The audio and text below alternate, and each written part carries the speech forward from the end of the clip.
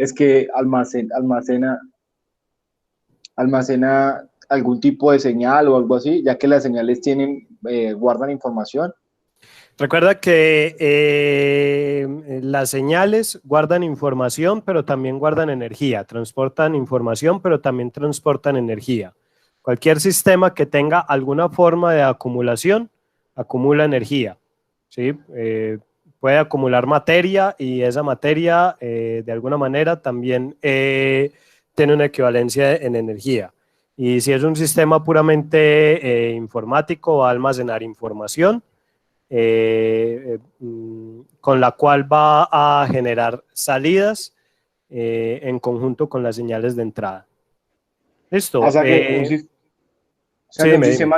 un sistema que, digamos, por ejemplo, no almacene información, o sea, digamos, un sistema estático es un sistema que solamente obtiene una información de entrada y saca una información de salida y ya está. O sea, solamente saca la información de salida con respecto a lo que le entró. Ajá, es correcto. Ah, listo. O sea, ya los sistemas de información que almacenan energía o información tienen como algo así, pues, datos de anterioridad que modifican la salida, ¿cierto? Ujú. Listo, gracias. Estados previos que alteran la salida. Vale, listo, listo, gracias. Bueno, ustedes tienen muchas dudas respecto a lo que es un sistema estático, lo que es un sistema dinámico y digamos que decir un sistema estático y un sistema dinámico de la forma en la que lo hemos definido en estos 15 minutos puede resultar todavía muy abstracto y quedar para ustedes muy en el aire. Entonces, en el día de hoy, la clase, aunque el curso no es de modelado, la vamos a dedicar a entender lo que es la modelación de sistemas y cuando el sistema no sea lineal, vamos a ver qué hacer para linealizar ese modelo. Todavía no estamos hablando de que un sistema sea estable o inestable. Solo estamos hablando de que la ecuación diferencial que describe el sistema sea lineal o no lineal. Y como en este curso vamos a trabajar con sistemas lineales e invariantes en el tiempo, pues si el sistema nos resulta no lineal, tenemos que hacer que de alguna manera se nos vuelva lineal. Entonces, eso es lo que vamos a hacer hoy. Hoy la idea es que ustedes comprendan lo que es la metodología de modelación de caja blanca, ¿sí? Y otras metodologías de modelación, pero vamos a hacer énfasis en el modelado de caja blanca y que ustedes sean capaces de coger sistemas básicos, modelarlos, entender cuáles son sus conceptos y sus parámetros para poder saber de dónde vienen los modelos. Esta va a ser la única clase donde nos vamos a sentar a modelar y el objetivo es que ustedes ya más adelante cuando estén finalizando el curso y les hablen de una función de transferencia, al menos sepan de dónde es que viene la función de transferencia, sepan cuál es todo el trabajo previo que se hizo para llegar a la función de transferencia, así eso no lo hagamos, no lo pongamos pues como muy en práctica en el curso. Eventualmente pues habrán ejercicios donde sí, pero en general no es un curso de modelado, es un curso de diseño de sistemas de control. ¿Listo? Entonces lo que vamos a ver hoy es la modelación de sistemas.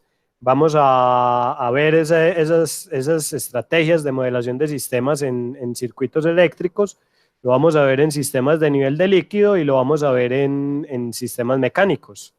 ¿Sí? Entonces vamos a arrancar con lo que es la modelación de sistemas. ¿Sí? Profe, disculpe, yo le hago una Hola, pregunta. dime. Usted dice que el curso entonces no es muy enfocado en modelado. En los exámenes, la ecuación o el sistema con el que vamos a trabajar, no lo vamos a tener que modelar. No, y si lo tienen que modelar, créanme que va a ser algo pues que van a estar en capacidad de modelarlo con lo que aprendemos en esta clase prácticamente. ¿Sí? No hago énfasis en esa parte, hago más énfasis es en el diseño de los sistemas de control. Ah, bueno, profe, porque yo particularmente soy de mecánica, entonces, por ejemplo, en el caso de un circuito muy complejo, yo y estoy seguro que muchos de compañeros de mecánica sí nos veríamos sobrepasados, por así decirlo. Tranquilo, yo entiendo eso, no es la primera vez pues que abordamos este tema y siempre ocurre lo mismo. Los compañeros que son del programa de ingeniería mecánica o que son del programa de ingeniería química, normalmente se ven como muy desventajados en cuanto a la parte de modelación, sobre todo cuando vemos la parte de modelación de circuitos eléctricos. Y lo vamos a ver pues de una forma muy sencilla, como para que los chicos de ingeniería eléctrica lo entiendan, pues como qué es la modelación de sistemas, y también por eso abordamos los sistemas mecánicos, que todos debieron haber pasado pues por física mecánica, y de ahí pues como que son capaces de cogerla más fácil. Listo, pero no te preocupes por esa parte, que el curso no es de modelación. ¿Sí? Para eso ustedes tienen el curso de modelación de procesos, el curso de modelación los chicos de mecánica tienen el curso de modelación electromecánica, si no estoy mal, o lo tenían, no sé. No sé cómo quedaron las nuevas mallas curriculares. Pues realmente incluso en ingeniería de control son varios cursos que se dan para aprender a modelar. ¿Sí? No es solamente un curso, son varios cursos. Aquí no vamos a meter todo ese contenido de manera pues apretujada, solamente vamos a dar un brochazo por encima. ¿Sí?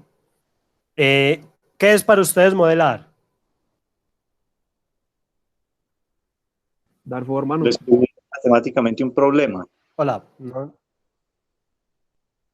Describir matemáticamente un problema, sí. ¿Qué más es modelar? Eso es modelar. ¿Qué más? Como dar forma a algo, ¿no? Dar forma a algo. Eso es moldear. No es modelar, sino moldear.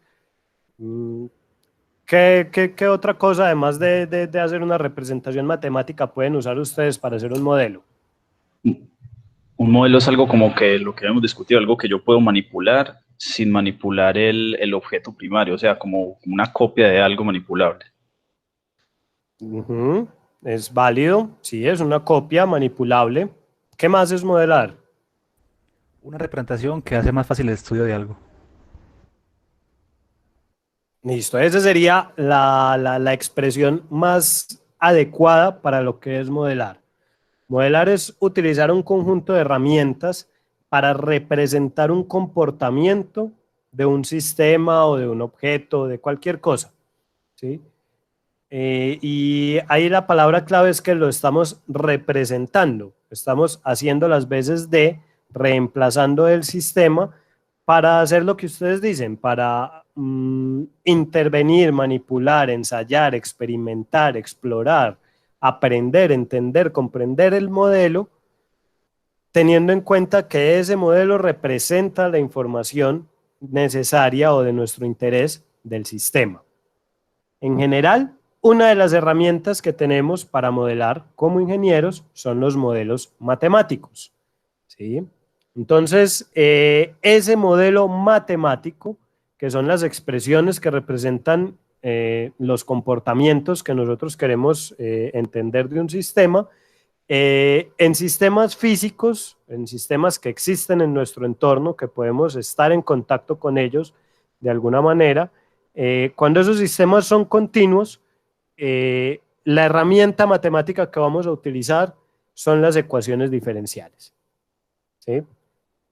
Y entonces viene la pregunta, ¿cómo se modela?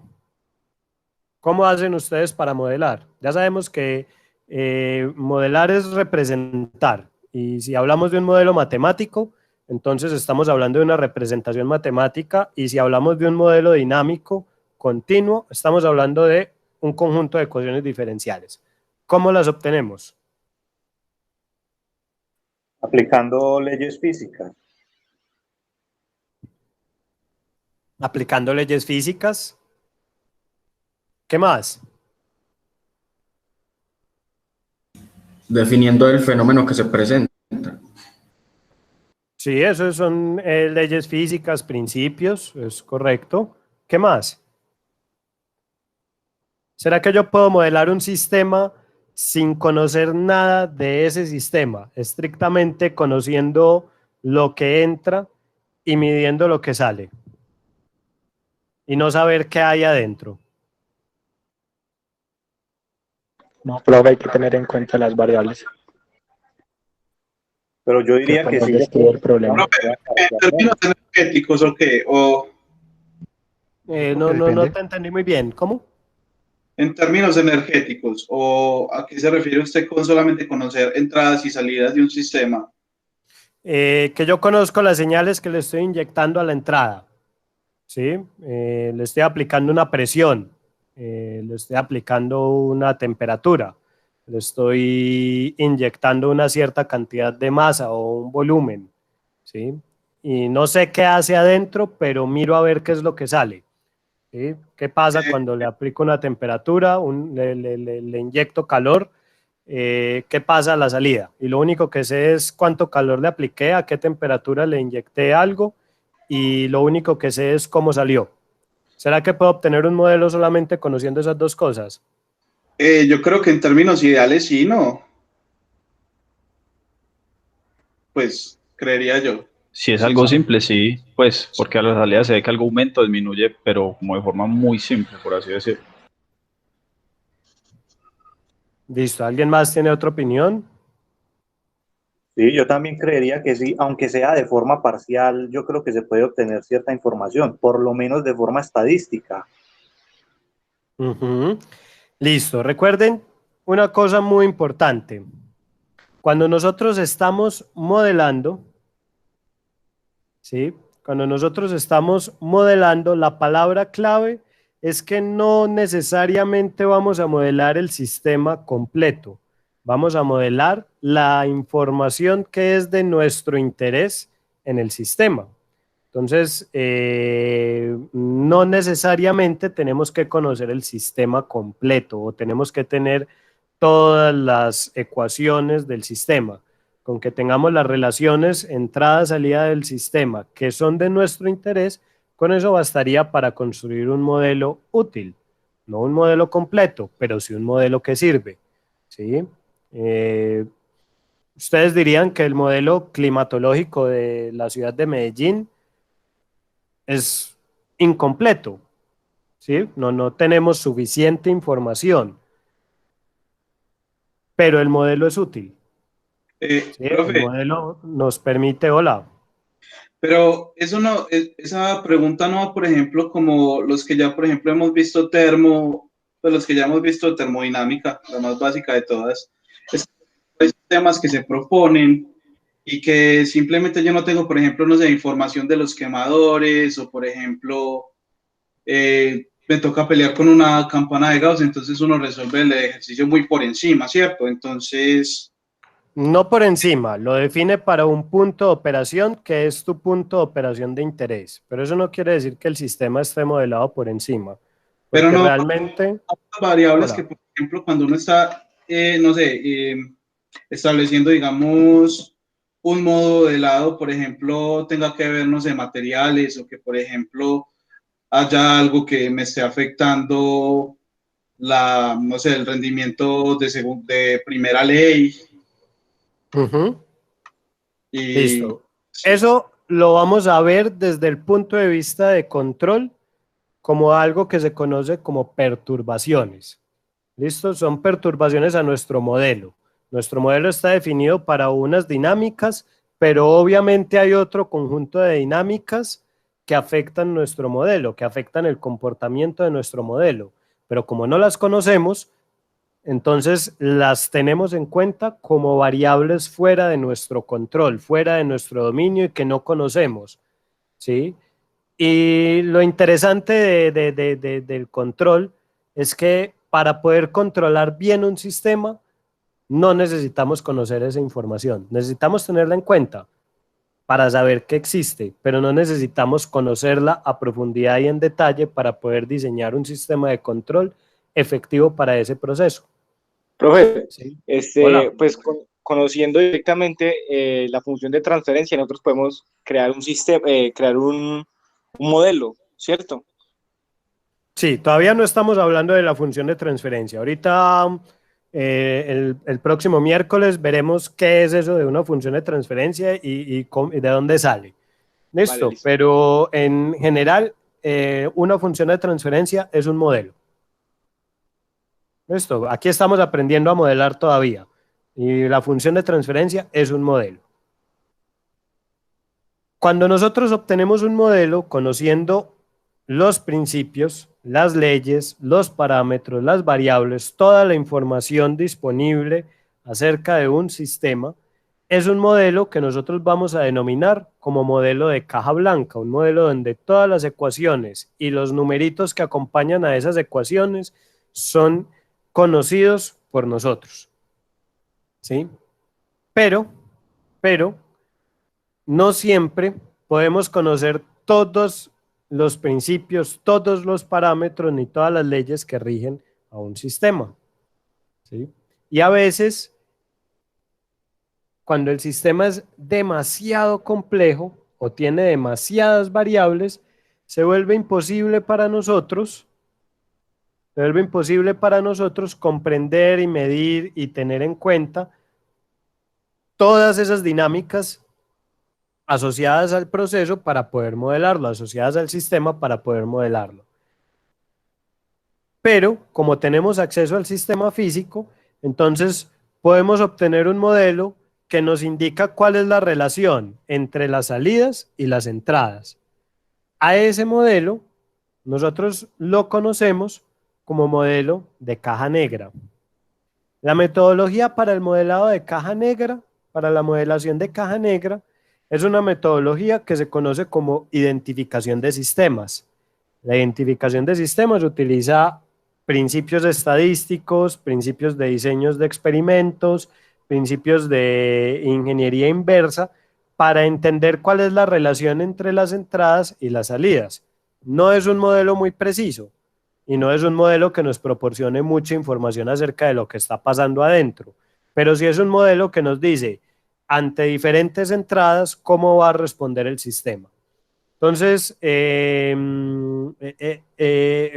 modelo de caja negra normalmente es como el modelo que de manera heurística las personas van construyendo en sus relaciones personales, ¿sí?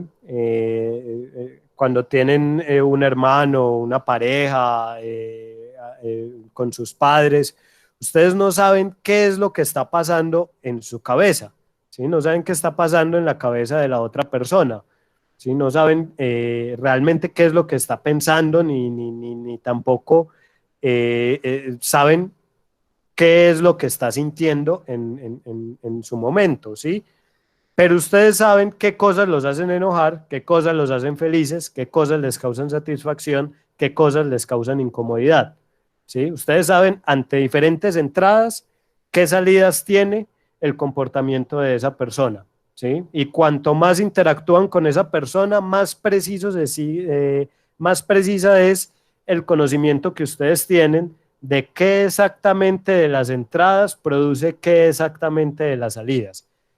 Y pues si eso ocurre con una persona que es algo complejísimo, ¿sí? Con un sistema, por complejo que sea, también es posible. ¿Sí? No sabemos nada de lo que está ocurriendo adentro, pero sabemos ante determinados estímulos cómo responde ese sistema. Eso es un modelo de caja negra y la técnica para hacer el modelado de caja negra se conoce como identificación de sistemas. En el programa de ingeniería de control hay al final de toda la línea de modelación, de los distintos cursos de modelación que arrancan por allá como en tercer semestre, y el último curso de modelación lo ven por allá más o menos en séptimo semestre, hay un curso que se llama así, identificación de sistemas, y es un semestre entero aprendiendo a hacer modelos de caja negra. ¿Sí?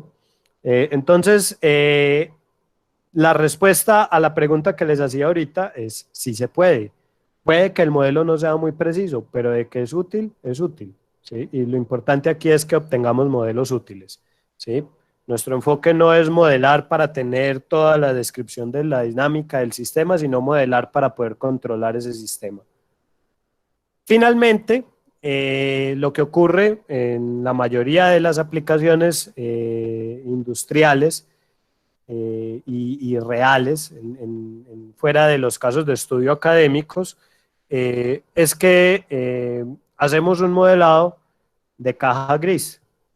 Vamos con el modelo de caja blanca aplicando leyes, principios e identificando parámetros hasta lo que más se pueda, y lo que no se puede lo obtenemos a través de modelos de caja negra, y con eso obtenemos un modelo en nuestro sistema.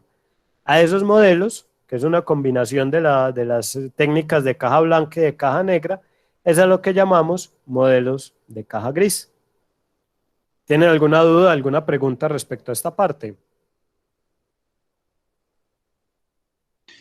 Profe, quisiera saber qué diferencia hay como entre los modelos descriptivos, explicativos, no sé, pues sí, he escuchado de los de caja negra, blanca y gris, y los explicativos, descriptivos y predictivos.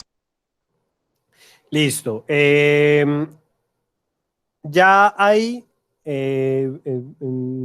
una cosa es obtener la representación del sistema, ¿sí? Es decir, el cómo. ¿Cómo obtengo yo el modelo? ¿Cómo obtengo yo el modelo? Haciendo experimentos y midiendo, que es caja negra, aplicando principios, ecuaciones, ¿sí? Principios, leyes universales, segunda ley de Newton, primera ley, ley de la conservación de la masa, de la energía, todas esas, y eso es modelo de caja negra, modelo de caja blanca, o las combino, modelo de caja gris, ¿sí? Ese es el cómo. Cuando tú me hablas de modelos explicativos, modelos descriptivos, modelos predictivos, ¿sí?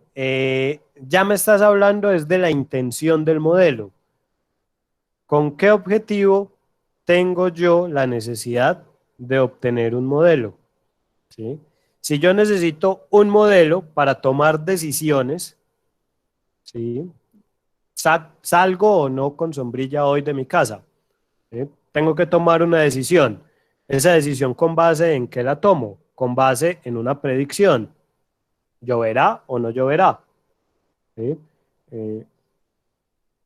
¿De qué manera puedo yo tener la suficiente certeza de que va a llover o no va a llover? Pues a través de un modelo que sea predictivo. Ante estas condiciones actuales, lo más probable es que la condición futura sea, ¿sí? Cuando yo hago un modelo para llenar los huecos de esa expresión, estoy haciendo un modelo predictivo, ¿sí? Y mira que si yo lo hago de un modelo climático y lo hago desde la parte más sencilla, como tomar una decisión de salir o no con sombrilla, con paraguas, ¿sí? El modelo es de caja negra. Yo no sé cómo afecta que haya nubes o no en toda la dinámica, las leyes, los principios que producen la precipitación, ¿sí? Y no conozco los modelos de turbulencia en alturas lo suficientes para saber matemáticamente hacia dónde se desplazan las nubes, ¿sí? No tengo un modelo de caja blanca de eso. Pero he visto tantas veces las nubes en la ciudad que yo ya sé cuando hay nubes en cierta parte, dónde va a llover más o menos en cuánto tiempo. Eso es un modelo de caja negra que me sirve para predecir. Yo puedo tener un modelo descriptivo, un modelo que me permite a mí entender el porqué de las cosas, ¿sí? Es un modelo que me permite a mí entender por qué cuando el hierro se calienta a más de cierta temperatura se pone rojo, ¿sí? El modelo matemático que me explica eso es un modelo descriptivo, ¿sí? Un modelo que me hace entender esas dinámicas. Entonces, una cosa es entender esos fenómenos, perdón. Una cosa es el cómo obtengo yo el modelo, con qué información lo obtengo, y otra cosa es el para qué construyo el modelo. Por ejemplo, en este curso, nuestros modelos son para controlar un comportamiento, ¿sí? Entonces, no solamente es el cómo obtengo yo el modelo, sino el para qué. Y el para qué en este curso es para controlar el comportamiento de una variable. ¿Te queda claro? Sí, señor, muchas gracias. Ok, con gusto. Bueno, entonces, como este es un curso que no es de modelado y los modelos de caja negra son difíciles de obtener y realmente no vamos a trabajar con modelos lo suficientemente complejos como para decir que vamos a obtener un modelo de caja gris o que hay una necesidad de obtener un modelo de caja gris, nosotros nos vamos a enfocar en los modelos de caja blanca. Es decir, que vamos a aprender a modelar conociendo y comprendiendo leyes, principios y parámetros. Las metodologías para obtener modelos de caja blanca son variadas, hay muchas, ¿sí? No hay una sola. Y aquí esta que les voy a explicar es una sencilla, es una que tiene pues como casi todo, pero que aún así es pues como una metodología muy básica para obtener modelos, ¿sí? Lo primero que nosotros vamos a hacer es que para poder entender ese sistema, vamos a tener un diagrama del sistema, donde vamos a identificar los componentes, donde vamos a indicar dónde están las señales y vamos a identificar cuáles son las variables. Luego de que tengamos ese diagrama del sistema, vamos a aplicar leyes y principios a cada uno de los componentes que identificamos. ¿Sí? A eso lo vamos a llamar aplicar las leyes constitutivas. ¿Sí? Y cuando tengamos cada una de las ecuaciones que describen el comportamiento de los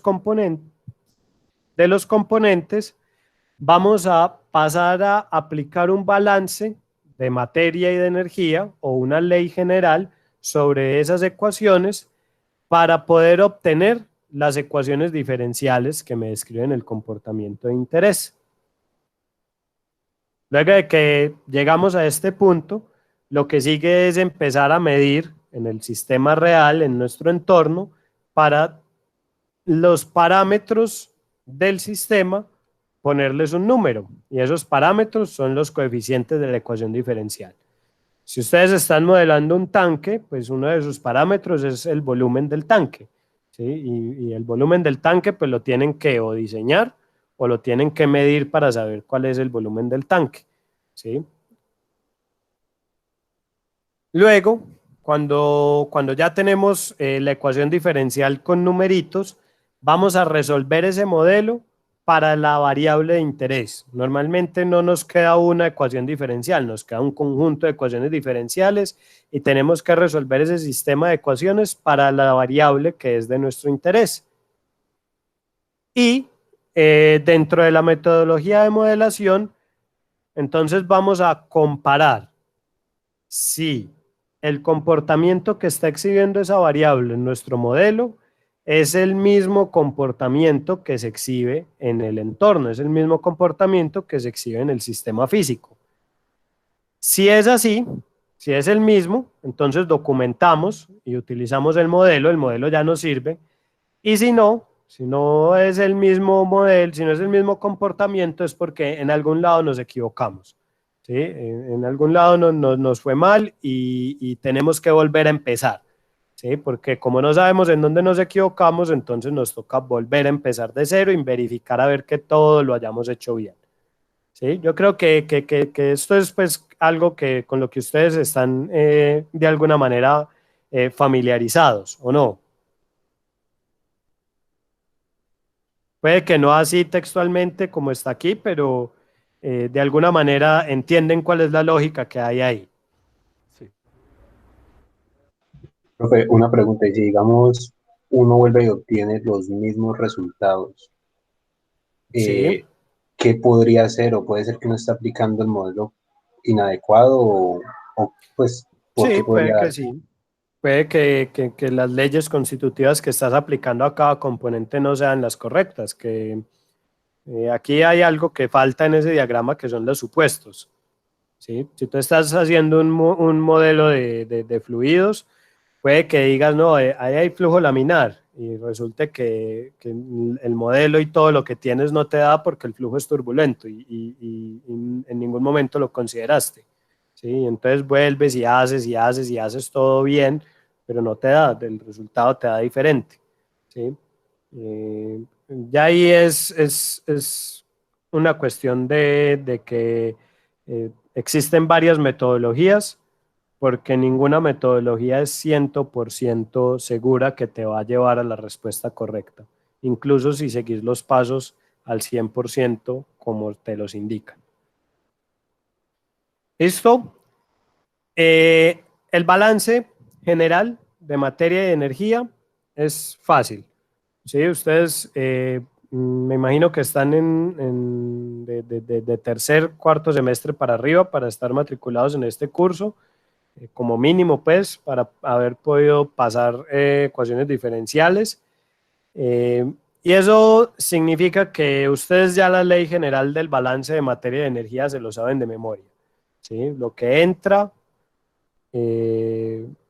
más lo que se genera es igual a lo que sale más lo que se pierde. ¿Sí? Ese es el balance general y aplica para cualquier cosa, sea materia, sea energía, sea información. Lo que entra más lo que se genera es igual a lo que sale más lo que se produce. Pues eso no se crea ni se destruye, se transforma. ¿Sí? La famosa frase, pues aquella.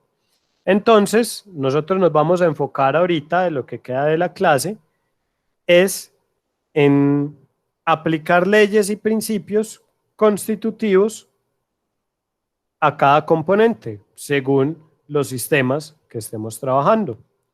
¿Sí? Entonces, según el sistema que estemos trabajando, vamos a aplicar unas leyes específicas y es lo que vamos a ver a continuación, empezando por los sistemas eléctricos, viéndolos como circuitos eléctricos.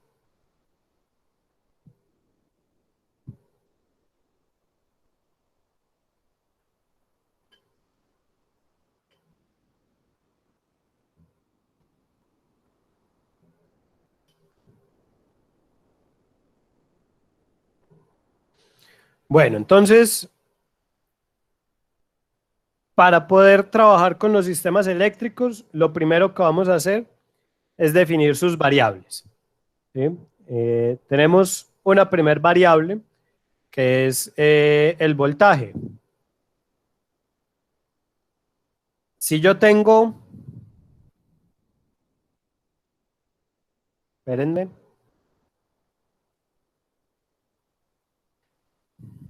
si yo tengo un elemento conductor, ¿sí? En este elemento conductor hay unos electrones, ¿sí? Y a este lado hay otros electrones, ¿sí? Cuando yo le aplico un voltaje,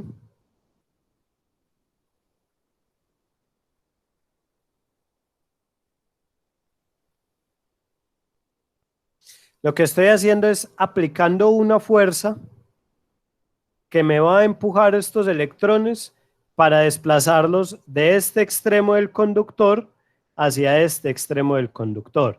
Es decir, que estos electrones, gracias a esta fuerza que le estoy aplicando aquí, ¿sí? Los voy a empujar y se me van a pasar para acá. Profe, un detalle. Hola. Los electrones irían para el otro lado. Sí.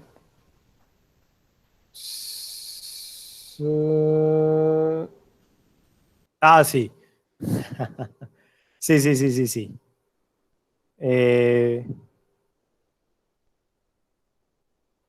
¿Verdad que la corriente está definida como el inverso del flujo del sentido de flujo de los electrones? Correcto.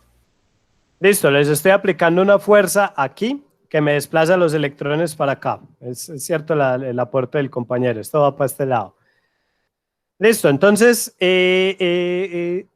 la cantidad de fuerza unitaria que requiero yo para desplazar esos electrones de un extremo al otro extremo, lo voy a conocer como un volt. ¿Sí? Y a esa variable, pues yo la voy a llamar voltaje y la voy a representar con una V.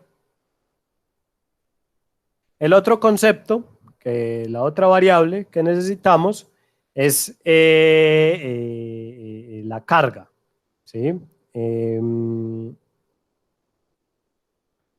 La cantidad de electrones que yo requiero para desplazar una carga, ¿sí? Suficiente para producir un flujo conocido como un amperio, es lo que voy a llamar como un coulomb. La letra con la que voy a representar la carga es la letra Q. Y si estamos aquí, pues estos electrones tienen una carga que se mide con la letra Q. ¿Sí? Esto es voltaje, esto es carga. Listo, y pues este flujo de electrones que suma un amperio, que son coulombs por segundo, creo que es coulombs por segundo, es lo que llamamos corriente, ¿sí? Y es el cambio en el flujo de carga que hay, es la aceleración que experimenta el movimiento de esos electrones alrededor del conductor, ¿sí? Y la unidad de medida va a ser el amperio, ¿listo? O el ampere.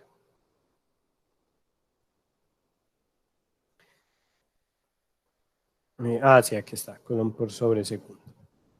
Listo, entonces esas son las variables que nosotros tenemos dentro de nuestro sistema: voltaje, carga y corriente, cuando estamos hablando de sistemas eléctricos. Los componentes, entonces, son los elementos que me van a representar los parámetros, las constantes dentro de la ecuación que utilizamos. Entonces, la primera va a ser la resistencia. La resistencia la vamos a medir en ohmios. Y la forma en la que la representamos físicamente es a través de este símbolo y decimos, bueno, esto es una resistencia que tiene una cantidad de ohmios. Y es una propiedad, pues se llama precisamente resistencia, porque es la capacidad que tiene cualquier conductor de oponerse a ese flujo de corriente, ¿sí? En general,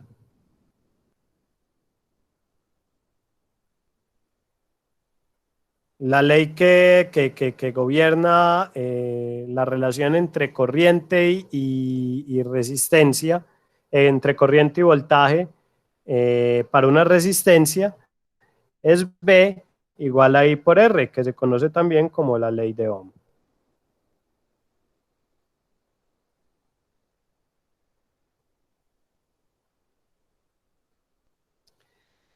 El otro componente es la capacitancia.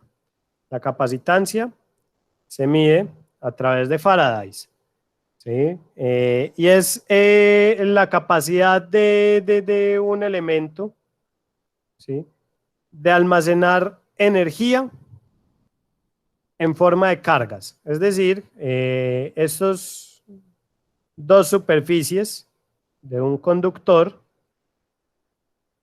están separadas por un elemento que no es conductor y se conoce como dieléctrico, y pues en un lado se va a cargar de manera positiva, en otro lado se va a cargar de manera negativa, y la diferencia que hay entre estas cargas me va a generar algo que es un campo eléctrico, y esto es un almacenador de energía, ¿sí?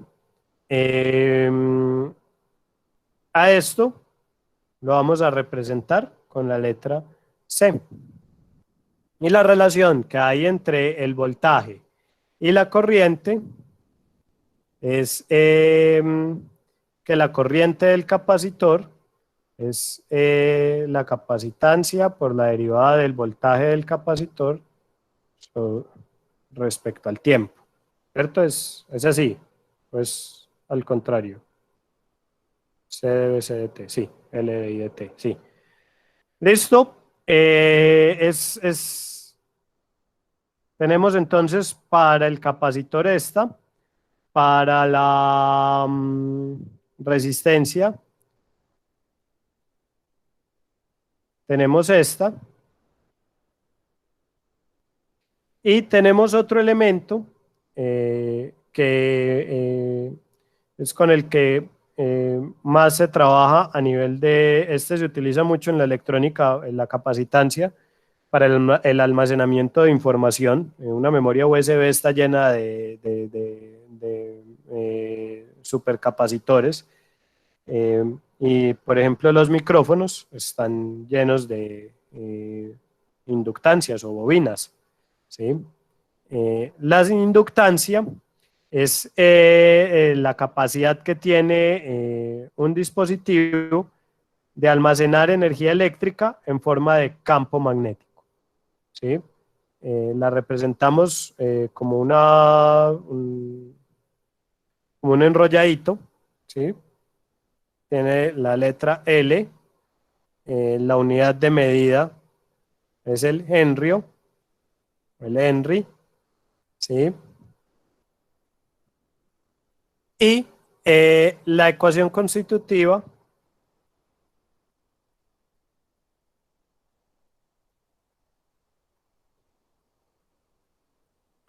es esta. El voltaje que tiene la inductancia es el valor de la inductancia por la derivada de la corriente. Esto entonces, tenemos este para la inductancia, tenemos este para el capacitor.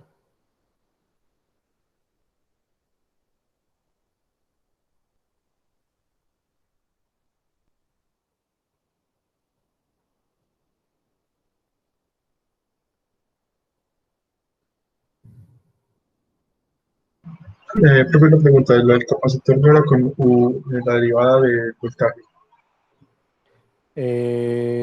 Sí, aquí es. Gracias. Que es IC dB CDT. Listo, tenemos entonces para tres elementos básicos estas tres ecuaciones, ¿sí? Y ese entonces vendría a ser el primer paso, el paso de diagramar un componente, identificar dónde están sus señales y saber cuáles son las ecuaciones fundamentales de cada componente, ¿sí? Luego de esto sigue el aplicar una ley general. Entonces, dentro del balance de energía que hay en el análisis de circuitos eléctricos, surgen dos versiones propias de ese balance que se conocen como las leyes de Kirchhoff. Y pues tenemos una que es la ley de voltajes, ¿sí? Que lo que nos dice es que si yo tengo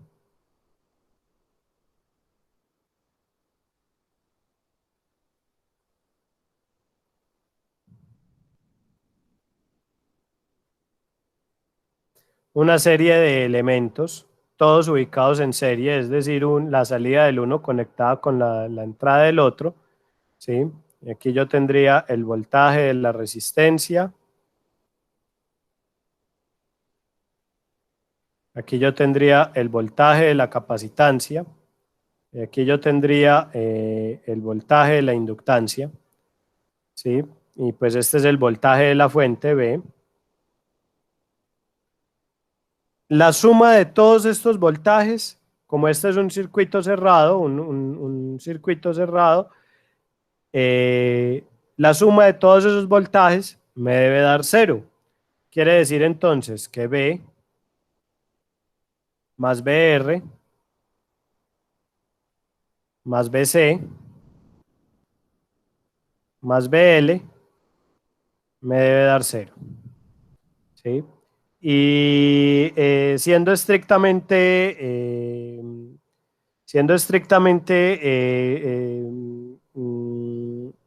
precisos con el análisis de circuitos, como esta es una fuente, dentro de este balance la ponemos negativa. ¿Listo?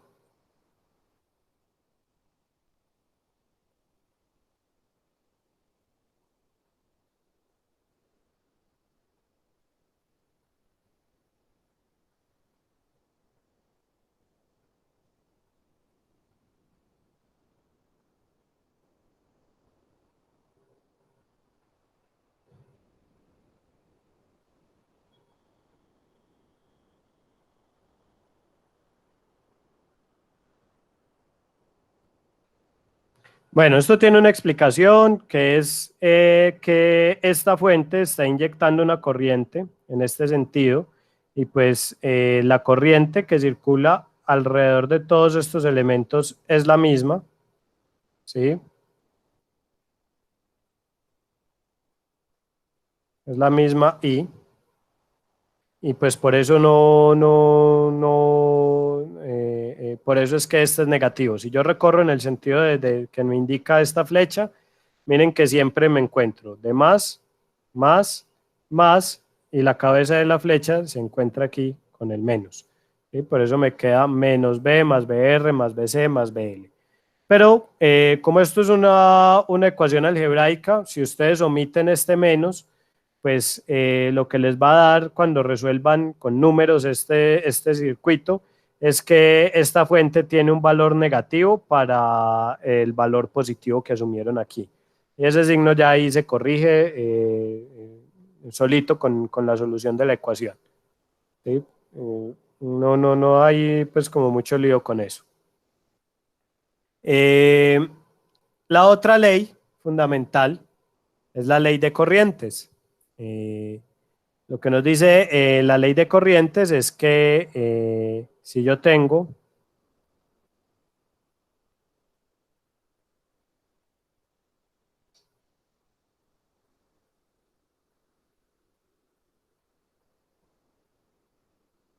unos puntos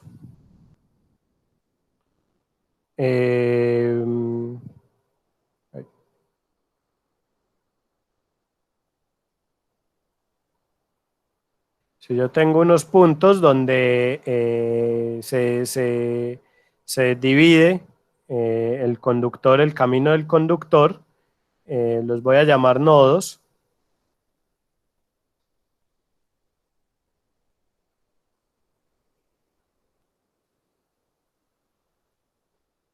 Lo que me dice la ley de corrientes de Kirchhoff es que la corriente que entra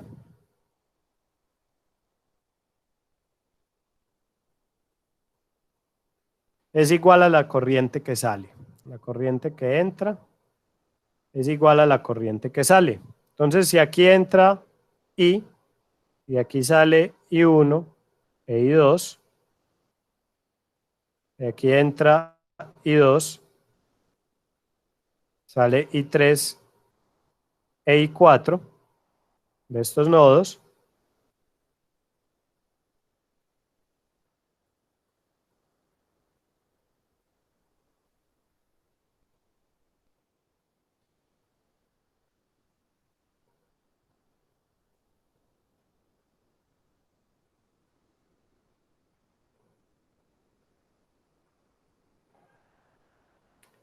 Las ecuaciones quedarían de esta forma. Entonces, pues es fácil porque yo definí cuáles eran las flechitas, ¿cierto? Queda aquí la pregunta en el aire de cómo se definen las flechas.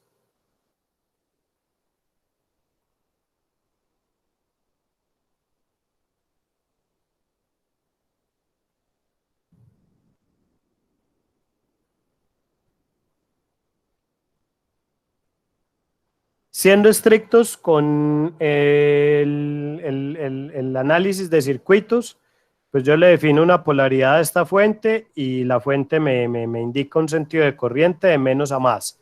Y en los elementos que no son una fuente, la corriente va de más a menos, ¿sí? Y pues si aquí está el menos, todos los menos están conectados, y aquí está el más, todos los más están conectados, ¿sí? Siendo estrictos, esa sería la forma, ¿sí? Y pues cuando uno lleva cierto tiempo trabajando en análisis de circuitos, empieza a poner esas flechas de forma muy intuitiva, ¿sí? Por efecto pues de la experiencia del trabajo con este tema. Pero la respuesta dentro del aspecto de estamos modelando para controlar, la respuesta es que eso no es relevante.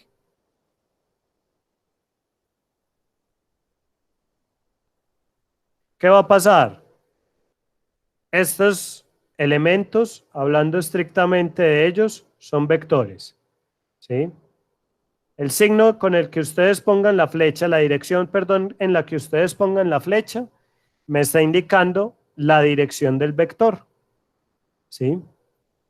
Y al final, si ustedes pusieron la dirección de la flecha en el circuito, para donde no era para allá y la pusieron para allá, lo que va a ocurrir es que la solución final, cuando encuentren el valor de I3, les va a dar negativo, ¿sí?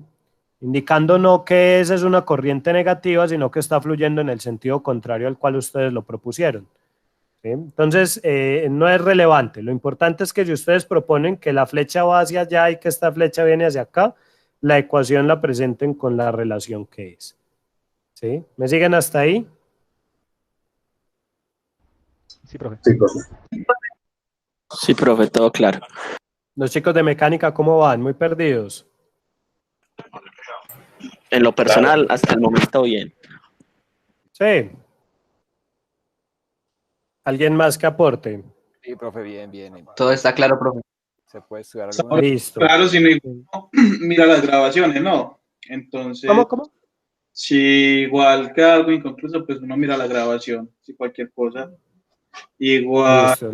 La idea es que si tienen preguntas, me las hagan de una vez. Ustedes saben que, pues yo creo que han visto que pues más adelante, si tengo alguna pregunta que sé que voy a responder más luego en el desarrollo de la clase o de otro tema, pues se las dejo en el aire. Pero si me hacen preguntas, se las contesto contigo.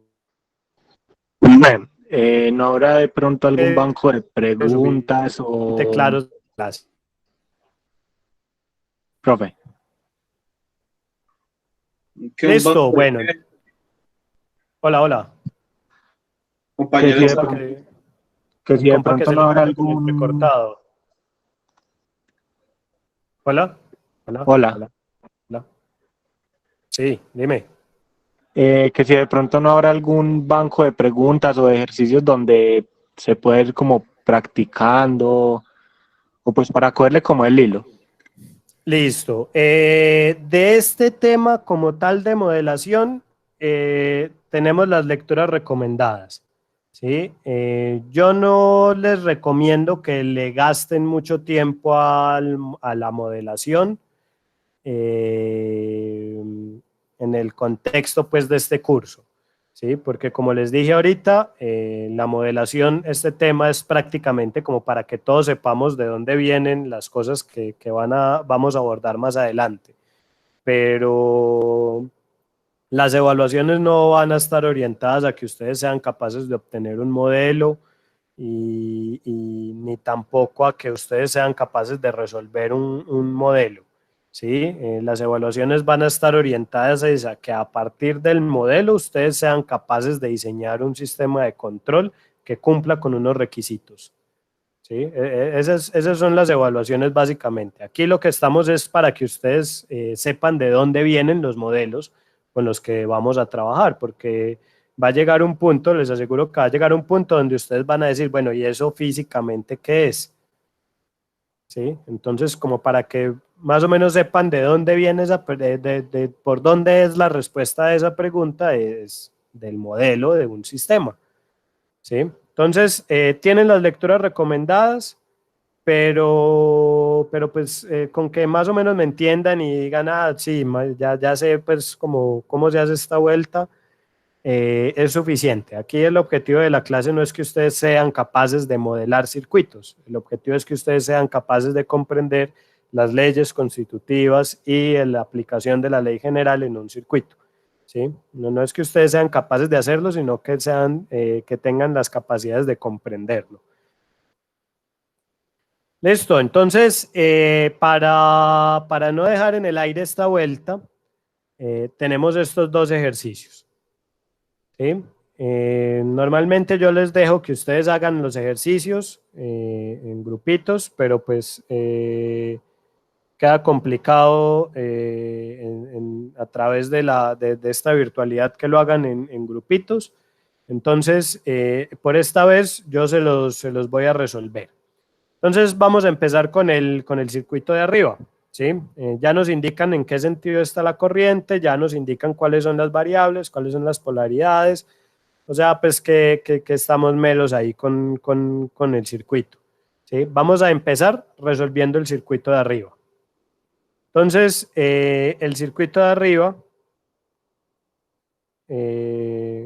nos dice que tenemos aquí un voltaje, espérenme, yo pasteleo, resistencia bobina y capacitor, sí. Esto es un circuito bastante sencillo que se conoce como un circuito RLC serie y es de lo primerito que aprende uno en el curso de análisis de circuitos 1. Profe, hola. Una pregunta. ¿De qué ecuación vamos a sacar del circuito? ¿Cómo? ¿Qué ecuación vamos a sacar? O sea, del circuito, ¿cuál ecuación vamos a sacar? ¿La del voltaje, el capacitor o la de la corriente en la inductancia? Nuestro objetivo en este caso es explicar el voltaje en el capacitor a partir del voltaje en la entrada. Ah, listo, profe. Gracias.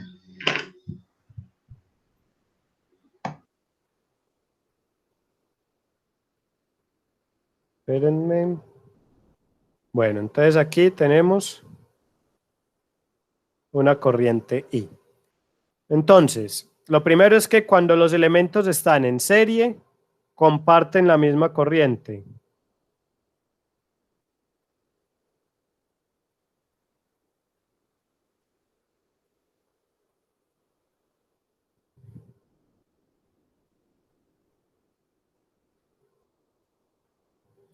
Debido a la serie. Listo, entonces eso quiere decir que la corriente de la resistencia es igual a la corriente de la inductancia, igual a la corriente de la capacitancia, que es igual a la corriente de la fuente. ¿Sí? Entonces nos vamos a quedar con esta, la corriente de la fuente. No vamos a meter ahí ruido con otras variables. ¿Sí? Ay, fue puta. Espérenme un momentico, chicos, que tumbe el mouse el mouse nuevo, además. F. Listo. Tenemos entonces que todos comparten la misma corriente. A ver, hagámoslo con esto. Y pues si nosotros nos enfocamos en el resistor, en la resistencia, pues recuerden que el voltaje en la resistencia es la resistencia por la corriente de la resistencia, pero la corriente de la resistencia es I. Para la inductancia, teníamos que el voltaje en la inductancia era el valor de la inductancia por la derivada en el tiempo de la corriente en la inductancia, pero pues la derivada de la corriente de la inductancia es la misma corriente para todo el circuito. Y para el capacitor, tenemos que la corriente en el capacitor, que es la misma corriente para todos, es la capacitancia por la derivada del voltaje en el capacitor, en el tiempo. Esto entonces, como es un circuito de esta manera, aplicamos la ley general, y la ley general, recuerden que me dice que menos B más BR más BL más BC debe ser igual a 0. ¿Sí? Entonces, tenemos que la corriente, ¿sí? Cuando yo les digo queremos explicar el voltaje en el capacitor en términos del voltaje de la fuente, la corriente se nos vuelve una variable adicional ahí que debemos de reemplazar. ¿Sí? Ya tenemos el voltaje en el resistor en términos de la corriente, el voltaje del capacitor en términos de la corriente, pero queremos es eliminar la corriente la tenemos en términos del voltaje en el capacitor. Entonces, yo puedo decir también que el voltaje, ¿sí?, en la resistencia es el valor de la resistencia por I, pero I es capacitancia por la derivada del voltaje en el capacitor. ¿Sí? Y que el voltaje en el inductor es L por la derivada en el tiempo de la corriente. Si yo derivo en el tiempo la corriente,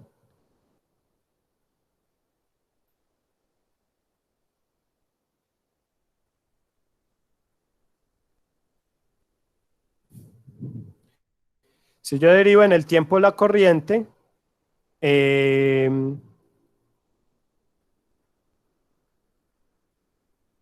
Profe, en este caso no daría 0, por ser constante. ¿Cómo? No daría 0 la corriente ¿Cómo? por ser una constante. No.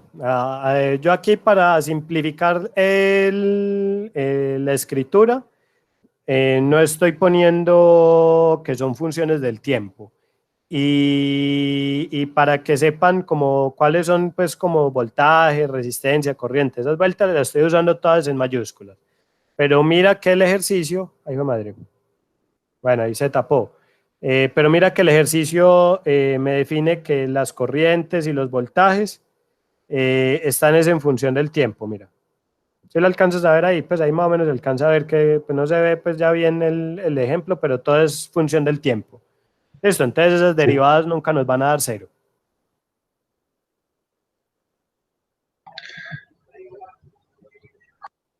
Listo, si la corriente es C por dBc de T, la derivada de la corriente me va a dar C por la segunda derivada del voltaje en el capacitor respecto al tiempo. ¿Sí? Entonces, BL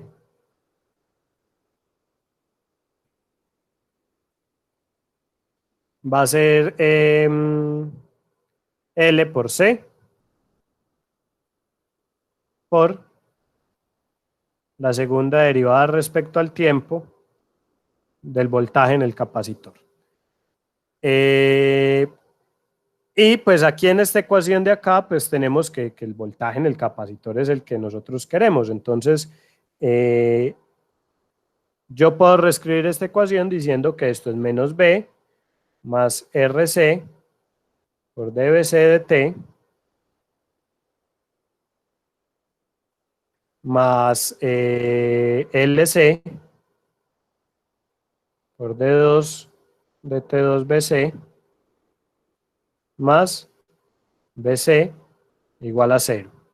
Entonces miren que reordenando yo tengo que el voltaje se expresa como el voltaje en el capacitor más RC por la primera derivada más LC por la segunda derivada del voltaje en el capacitor. Nos quedó solo voltaje en el capacitor y solo voltaje en la fuente, en nuestra expresión. ¿Sí? Y ya luego lo que seguiría sería cuál es el valor de R, cuál es el valor de C y cuál es el valor de L, y resolver para BC esta ecuación conociendo esos valores y verificar que el comportamiento en el sistema sí sea el mismo comportamiento que estamos analizando. ¿Listo? ¿Claros hasta ahí? ¿Alguna pregunta, alguna duda? ¿Me equivoqué? A veces me equivoco. Yo soy muy malo en el álgebra, chicos. Pero entonces el verdadero interrogante sería B sub C entonces. ¿Cómo? A ver, yo tengo ¿Cómo? ¿Cuál sería entonces? O sea, yo ya establecí para R, L y C, ¿sí o qué? Pero yo realmente, o sea, lo que yo necesito calcular es B sub C. Sí. Ah, no, nada más era eso.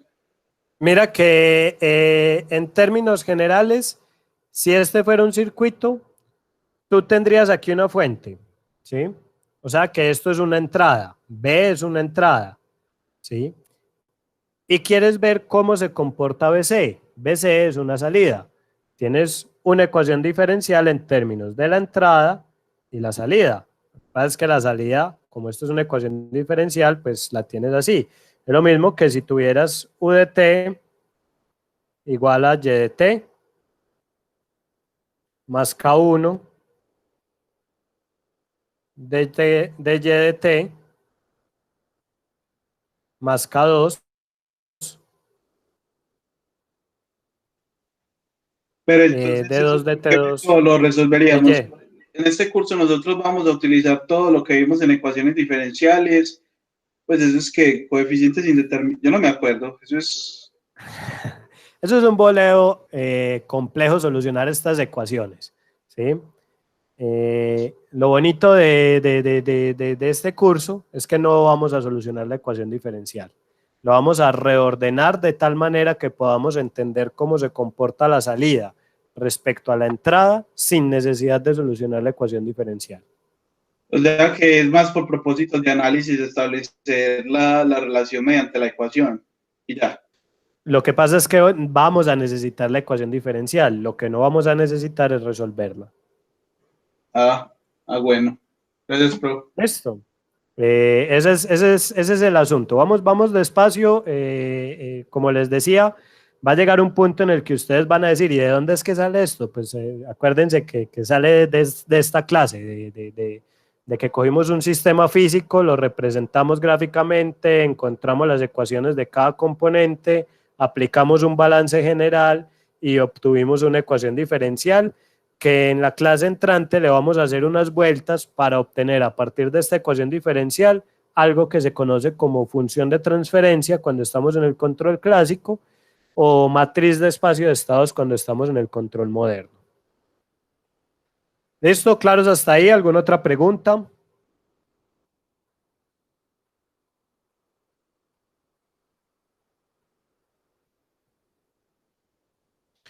Bueno, chicos, entonces vamos a pasar a mirar los sistemas de nivel de líquido. ¿Sí? Para los sistemas de nivel de líquido, las variables con las que vamos a trabajar van a ser la presión, que es la cantidad de fuerza que hace un fluido por unidad de área, es decir, la cantidad de newtons que se aplican por metro cuadrado, o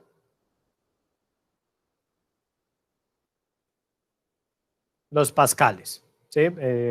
También hay otra que es los PSI, que son por pulgada cuadrada, en los kilogramos por pulgada cuadrada, pero pues en el sistema métrico internacional son estas vueltas, ¿sí? Y la otra es el flujo, que es la cantidad de material o el volumen de material que se transporta por unidad de tiempo. Es decir, los kilogramos por segundo o los litros por segundo. ¿Sí? Esto yo creo que todos de manera intuitiva pues sabemos que es una presión y que es un flujo. Es breve y estas son nuestras variables. Profe, Esto. una pregunta. Hola.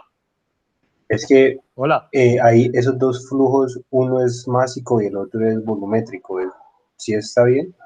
Sí, claro. Mira que pues les digo que es cantidad de material o cantidad de volumen que fluya.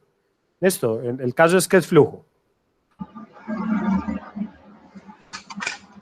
Listo, profe, gracias. Profe, tengo una duda con el anterior, pues, sí, con lo anterior que habíamos hecho. ¿Con este? Sí, es que no entiendo, no teníamos que ayer era el voltaje del capacitor. Sí, míralo aquí. Está aquí, está aquí Sí. y está aquí. Lo que pasa es que no vamos a resolver la ecuación diferencial. Para resolverla tenemos que saber cuáles son estos valores y bueno, dime. Entonces la idea es como sacar factor común y sí, eso sería lo que tocaría hacer para hallar BC o que eso lo Ojo, despejamos. Cuidado que esto es una ecuación diferencial. Tú ahí no puedes sacar factor común porque están dentro de una derivada. Listo, y de t es diferente que la derivada de y de t. Listo, para tú solucionar esta ecuación diferencial necesitas utilizar los métodos que aprendieron en ecuaciones diferenciales para solucionar ecuaciones diferenciales. Listo, y ahí es donde ya se escapa del alcance de este curso solucionar esa ecuación diferencial. Listo, gracias, profe. Listo, con que lleguen a solamente tener una expresión con las variables de entrada y las variables de salida y sus derivadas, con eso basta. Bueno, entonces teníamos que tenemos presión, tenemos flujo y como variables. Como componentes tenemos el primero,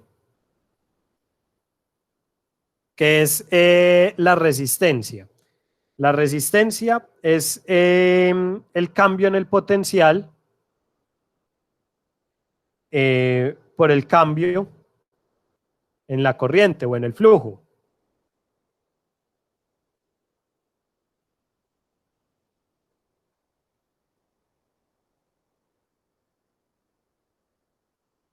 Es el cambio que tenemos que tener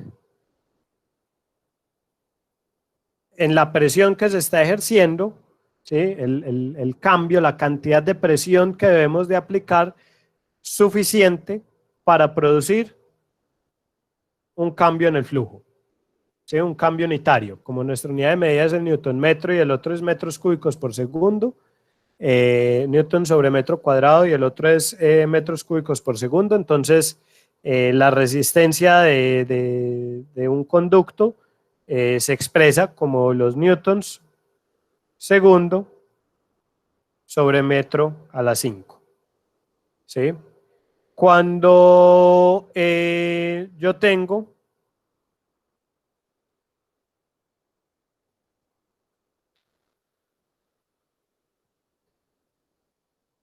una altura diferencial,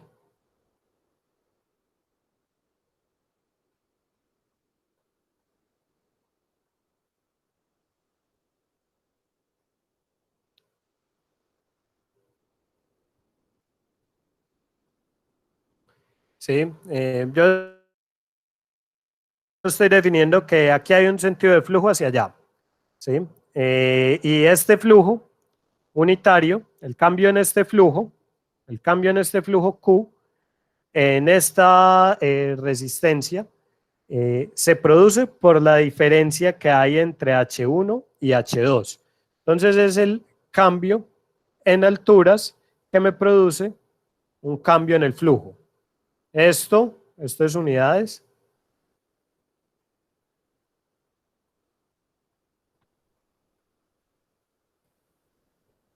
Entonces el cambio en altura es en metros y pues el cambio en flujo sigue siendo metros cúbicos por segundo. ¿Listo? Esto es entonces que la unidad es segundo sobre metro a la 2. Cualquiera de las dos me sirve para definir la resistencia y es el cambio que debe haber en la presión que se ejerce, bien sea por una altura diferencial, ¿sí? O por una fuerza externa que está ejerciendo una presión. ¿Qué tanto debo incrementar esa presión para producir un cambio en metros cúbicos sobre segundo en el flujo que está circulando por ese ducto? ¿Sí? Esa es básicamente pues, es la definición de resistencia. Si ustedes dan un libro de mecánica de fluidos, dan una vuelta pues compleja y les explican esto con mayor detalle y se meten pues como más en sí con las ecuaciones, pero ocurre lo mismo que con el análisis de circuitos. Si ya nos metemos pues a definir bien los conceptos del voltaje en una resistencia o de la corriente en un capacitor, esas ecuaciones que vimos ahorita se quedan corticas. Lo mismo estas ecuaciones de aquí se nos pueden quedar corticas si entramos pues en el detalle de la disciplina como tal. Aquí estamos cogiendo las de manera general. ¿Listo? El otro componente es el de la capacitancia. ¿Sí? La capacitancia es el cambio que se requiere. Puede ser en altura. ¿Sí? El cambio que se requiere para producir un cambio en la presión que se está experimentando en el fondo de un recipiente. ¿Sí?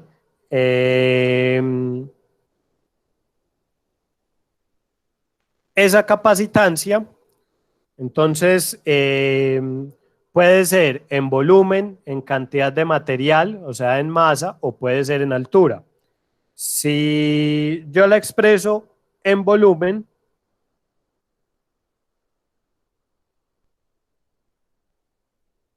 entonces la capacitancia van a ser metros cúbicos sobre Newton por metro cuadrado. Y esto vendría a ser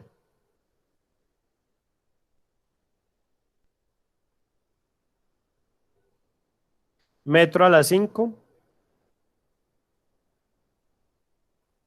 sobre Newton.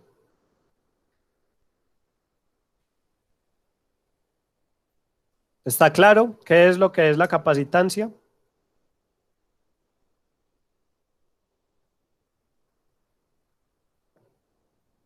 No, profe, la verdad no, pues no la agarré bien.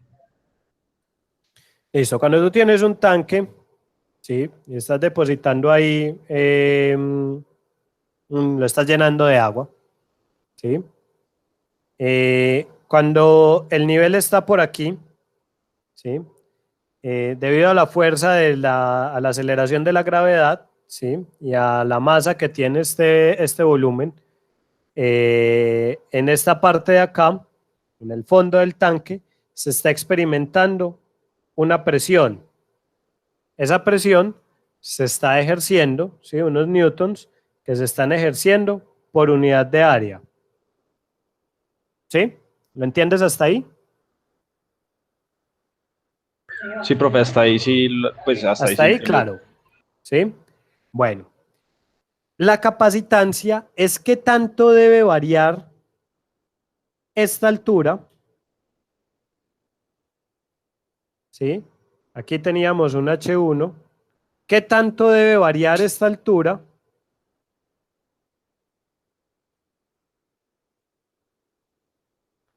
para que la presión que se está sintiendo aquí pase de 1 newton metro, de 1 newton sobre metro cuadrado, a 2 newton metro, a 2 newton sobre metro cuadrado. ¿Qué tanta altura debe haber aquí? ¿Qué tanto debe cambiar la altura para que haya un cambio unitario en la presión que se ejerce por unidad de área en el fondo del recipiente? ¿Sí? Eso es, entonces, si yo no lo mido en altura, sino que lo mido en volumen, si no lo mido en volumen, sino que lo mido en cantidad de material, pues cambia el numerito que pongo aquí. Pero siempre va a ser lo que se requiere para producir un cambio unitario en la presión sobre unidad de área, en la fuerza sobre unidad de área que se percibe en el fondo. ¿Sí? Algo, qué pena, profe, sería como algo analógico, lo veo muy similar como el concepto de caloría, que uno de pronto ve en exponenciales, que es la cantidad de energía necesaria para hacer un cambio unitario de temperatura, que es lo mismo, la cantidad de volumen o material necesario para hacer un cambio unitario en esa fuerza del fondo, pues que está haciendo en el fondo. Sí, pues la verdad es que no tengo las herramientas para darte pues como mayor ilustración con lo que me dices, porque no estoy familiarizado pues con esa vuelta, pero al menos pues con el concepto de qué tanto cantidad se requiere, bien sea de material o de volumen, para producir un cambio unitario en una presión, pues básicamente esa sería la definición de lo que es la capacitancia. Listo, profe, dale, muchas gracias por la aclaración. Listo.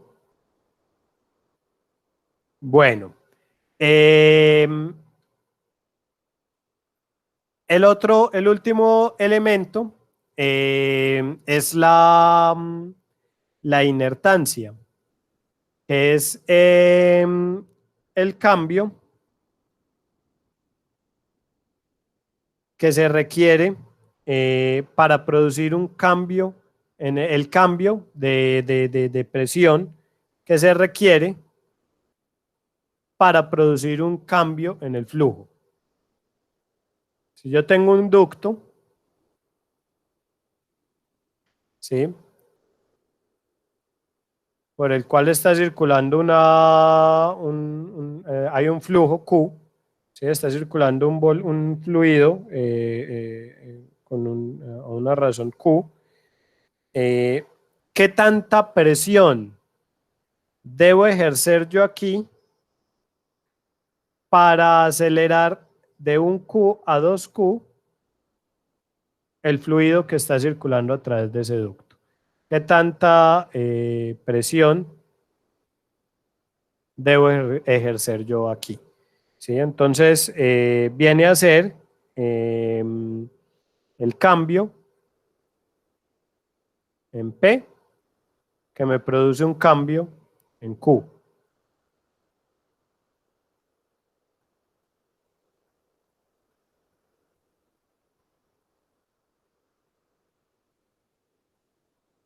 Y la unidad de medida viene a ser,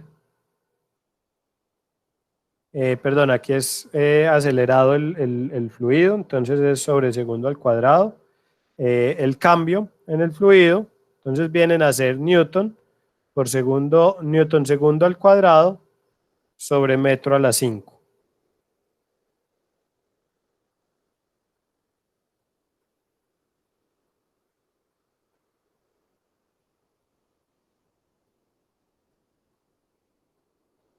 Profe, me quiero preguntar, Hola. ¿me podría explicar, por favor, nuevamente el concepto de la resistencia?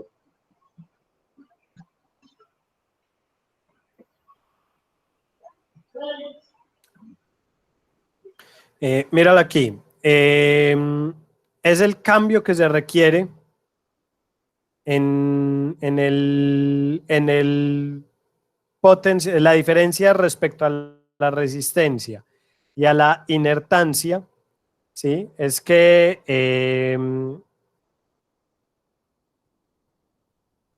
la resistencia es cuánta presión para producir un cambio de Q.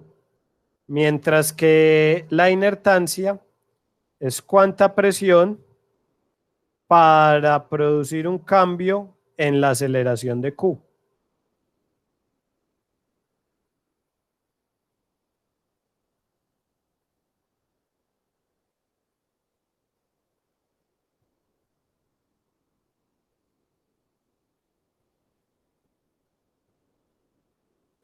Por eso aquí en la resistencia te quedan newton segundo sobre metro a la 5 y en cambio en la inertancia te quedan newton segundo a la 2 sobre metro a la 5.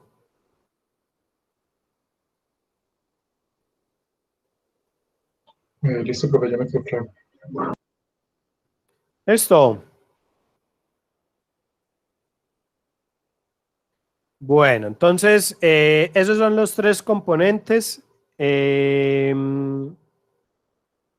Vamos de nuevo a hacer un ejemplo. Aquí están los elementos. Al tanque, a este tanque, que tiene un área AT, un área en el fondo de AT de acuerdo a su geometría, está entrando un fluido con un flujo Q. ¿Sí? Y a la salida hay una resistencia y está saliendo el mismo fluido Q porque el tanque está a una altura H. ¿Sí?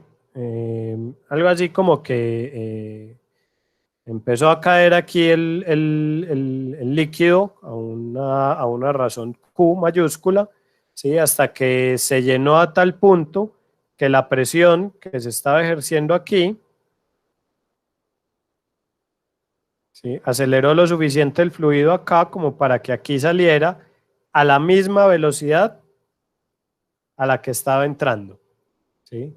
Entonces, en estado estable, H no varía porque Q de entrada es igual a Q de salida. Pero este fluido de acá experimenta unas variaciones, unas pequeñas variaciones que pueden ser positivas o negativas, ¿sí? Puede incrementarse o puede decrementarse el flujo a la entrada, a una razón de QI. Si eso ocurre, entonces la altura que tiene este tanque, el nivel que tiene ese tanque, pues va a variar a una razón H. ¿Sí? Y eso va a generar unos cambios en la presión aquí. Esta variación H va a generar unos cambios en la presión aquí que generan unos cambios Q0 que los vamos a denominar Q0 a la salida. ¿Sí? ¿Hasta ahí todos claros con el ejercicio? Sí.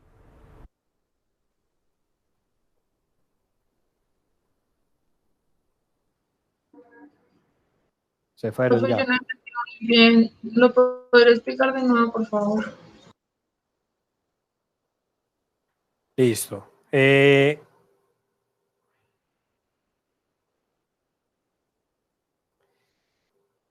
Hay un flujo de entrada aquí, Q, ¿sí?, que hizo que el tanque se llenara hasta un nivel H. Cuando alcanzó ese nivel H, se generó aquí una presión tal que aquí a la salida se produjo un flujo Q. Antes de que se generara esa presión había otro flujo Q sub 0 que era que era diferente de este flujo de entrada, ¿sí? Pero cuando alcanzó el nivel H se igualó el flujo de salida con el flujo de entrada y entonces el nivel del tanque se estabilizó en el valor H mayúscula, ¿sí? ¿Hasta ahí vas bien? Sí, sí, gracias, profe. Listo. Este flujo Q empezó a variar a un valor QI, es decir, alrededor de Q se empezaron a generar unas pequeñas variaciones QI. ¿Sí? Como hay unas variaciones en el flujo de entrada, entonces se producen variaciones en el flujo de salida. Y si hay variaciones en el flujo de entrada y en el flujo de salida, entonces hay variaciones en el nivel del tanque. ¿Sí? Hay unas pequeñas variaciones en el nivel del tanque, porque QI va a ser diferente de Q0. QI es una señal de entrada, es una variable de entrada, pero Q0 es una variable que responde a la presión que hay aquí, que depende del nivel que hay aquí. ¿Sí? Cuando el flujo es exactamente Q, el nivel es exactamente H y entonces el flujo de salida es exactamente Q. Pero si ese flujo varía, varía el nivel y por ende varía la señal de salida, varía el flujo de salida. ¿Listo?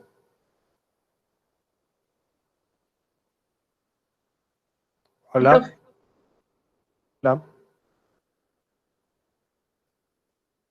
Bueno, entonces,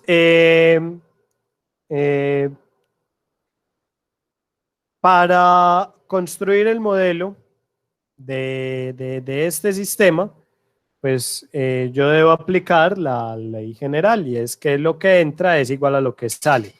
¿Sí? Entonces,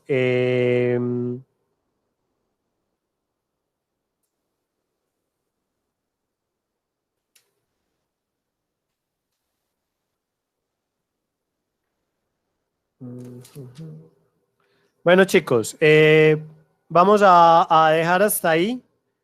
Yo voy a continuar con este ejemplo, la clase entrante, para continuar pues con el tema de modelación.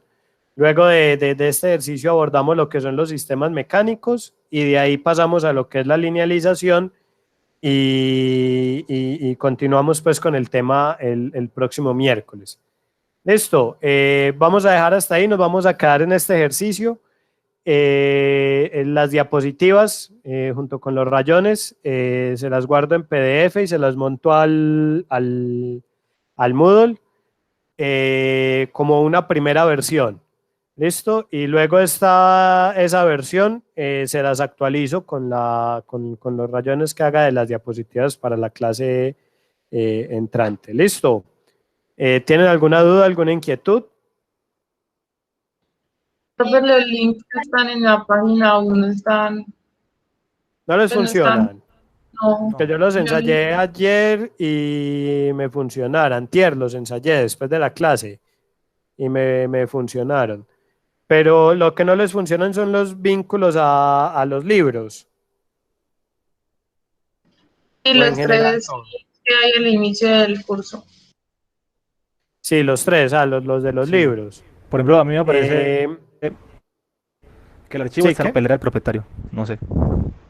Que el archivo está en la papelera del propietario. Ah, listo. Voy a tener que entonces volver a subirlos y volver a generar unos vínculos. Que de pronto debe ser eso. Como el Moodle el Drive se actualizó hace poco, de pronto es que ya esos vínculos no sirven así como fueron creados en su momento. Listo, gracias chicos. ¿Algún otro comentario, alguna otra pregunta, duda ya para cerrar?